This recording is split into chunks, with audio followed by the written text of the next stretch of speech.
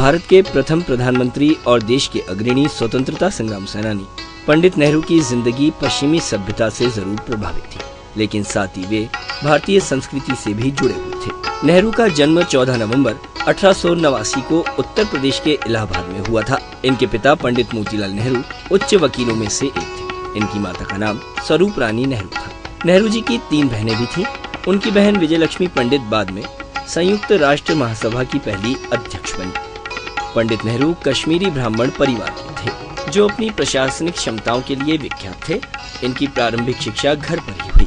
महज 14 वर्ष की आयु में नेहरू ने घर पर ही कई अंग्रेज अध्यापिकाओं और शिक्षकों से शिक्षा प्राप्त की और 15 वर्ष की उम्र में नेहरू एक अग्रणी अंग्रेजी विद्यालय इंग्लैंड के हैरो स्कूल भेजे गए।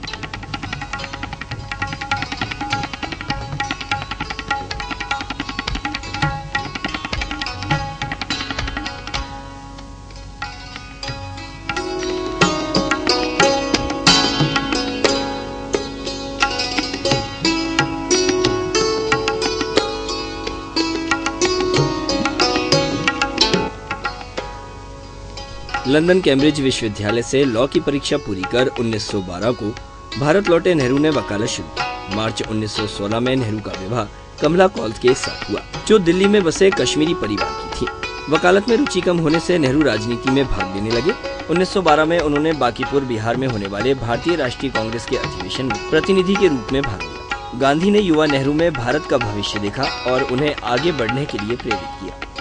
नेहरू ने 1920-1922 में असहयोग आंदोलन में सक्रिय हिस्सा लिया और इस दौरान वे पहली बार गिरफ्तार किए गए। कुछ महीनों बाद ही उन्हें रिहा कर दिया गया। नेहरू को 1929 में कांग्रेस के ऐतिहासिक लाहौर अधिवेशन का अध्यक्ष चुना गया। उन्होंने इस अधिवेशन में भारत के राजनीतिक लक्ष्य के रूप में संपूर्ण स्वराज की घोषणा की। नेहरू कांग्रेस के अध्यक्ष पद के लिए 1936, 37 और 1946 में चुने गए थे। उन्हें 1942 में भारत छोड़ो आंदोलन के दौरान गिरफ्तार भी किया गया और सन 1947 को भारत और पाकिस्तान की आजादी के समय उन्होंने अंग्रेजी सरकार के साथ हुई वार्ताओं में महत्वपूर्ण भागीदारी की। साथ ही 1947 में भारत की आजादी के बाद उन्हें भारत के प्रथम प्रधानमंत्री का पद दिया गया। उनकी अकेली संतान इंदिरा प्रियदर्शनी का जन्म 1917 को हुआ, जो बाद में भारत की प्रधानमंत्री बनी।